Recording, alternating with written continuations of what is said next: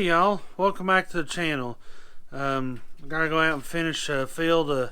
I started bush hogging yesterday, but before I got started I was just gonna do a little once over on the old workhorse here. Coolant's good, the screen in front of the radiator's good. I just gotta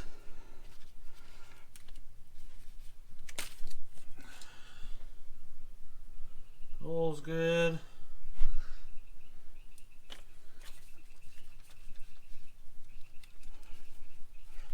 Tires are good, hydraulic fluid's good.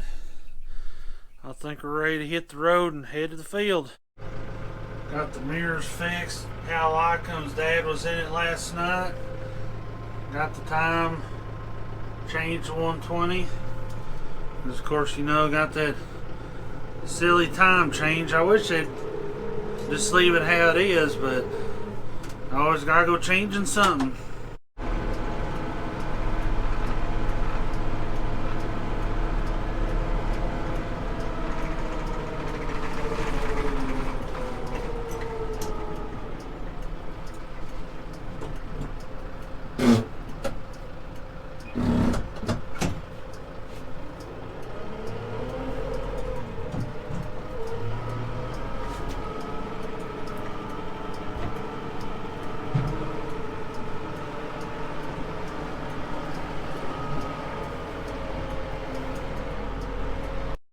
Before I really got started here, I thought I'd show y'all over here. We've had some feral hogs or wild hogs come in and have absolutely destroyed this little area here. As you can tell, my foot is almost down in these little holes or ruts that they've made. Normally in this field here, they just kind of make a little mess around here, but this time around they've really done some damage. They've got them up there at the tractor, all the way across to way over here, so they've really done some damage this time around, rooting around. Who knows what they're looking for, grub worms or whatever, but I believe we're gonna have to take care of the issue before it gets any worse. But as any farmer can tell you,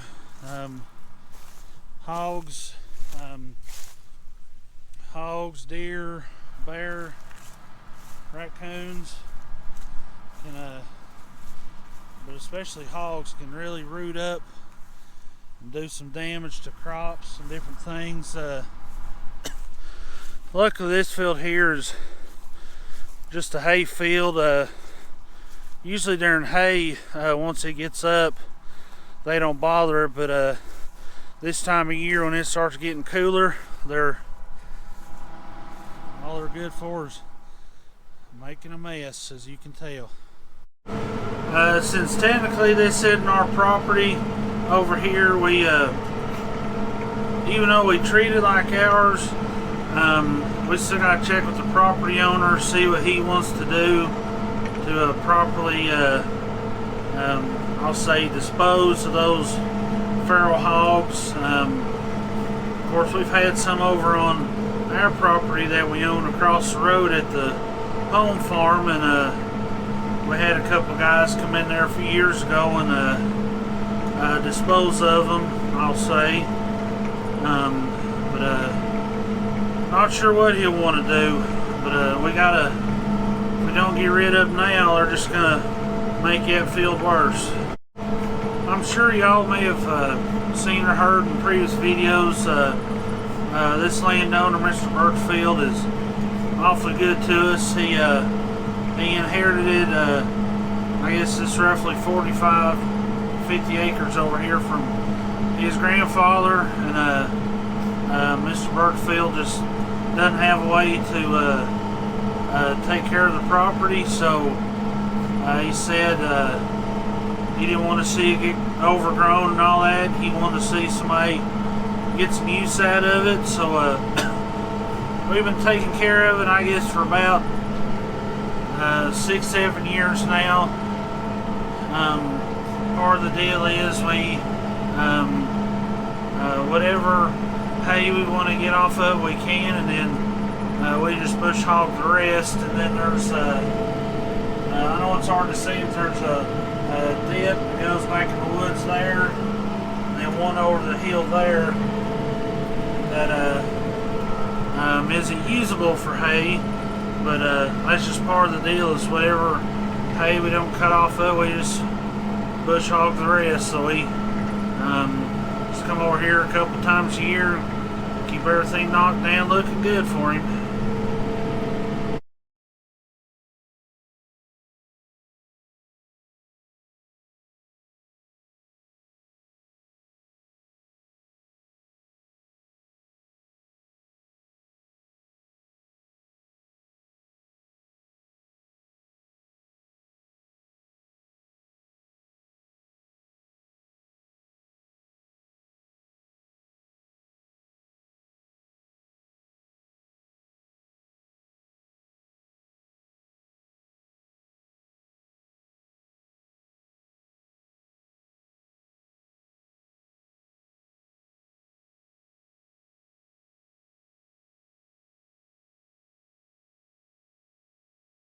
Now I've got the main field up there done. I've come down here in one of the bottom areas I was telling y'all about. There's a creek that runs along that tree line right there. Of course, I know it's hard to see.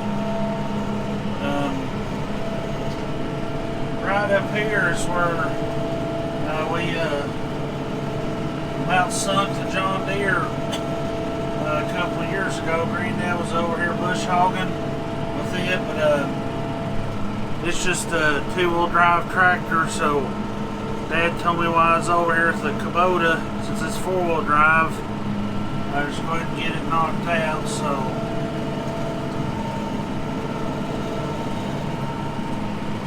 don't see no mud yet, but it can reach up and get me in any moment. So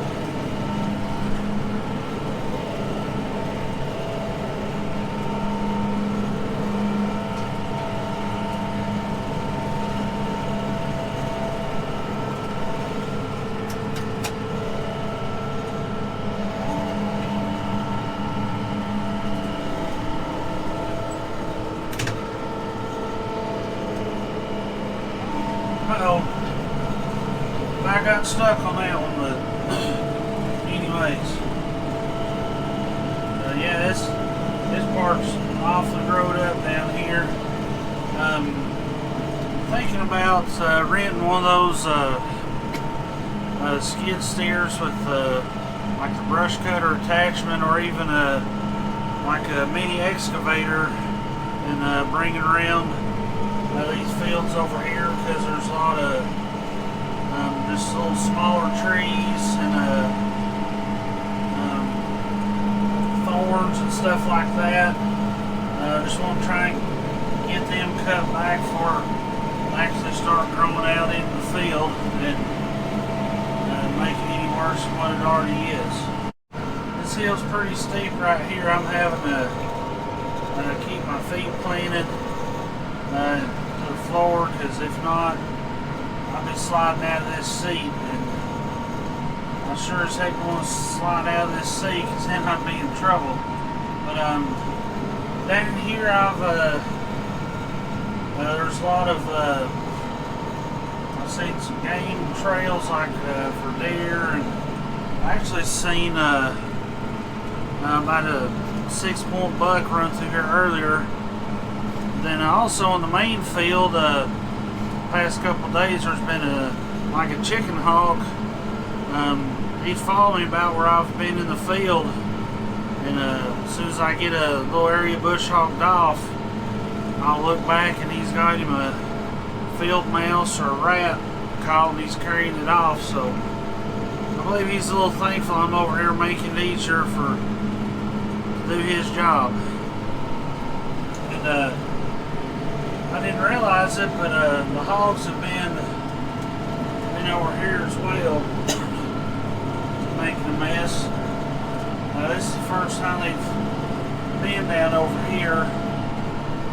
So over here ain't really that much of an issue, but we still, I still want to get rid of them before it does become an issue that's hard to resolve or anything like that.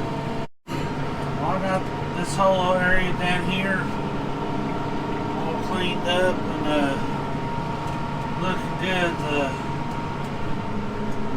Kubota and the bush hog definitely earned their spot in the barn. Bush hog in this little area down here, of course, geared down just because it was so thick, but it was worse than what I thought. But I'm gonna go ahead and end the video here, so I can head back to the barn as the tractor's low on fuel, and I'm out of snacks and out of sweet tea. So thanks for tuning in this evening, and hopefully y'all had a great weekend. And thanks for tuning in, and as always, be safe. We'll catch y'all on the next one.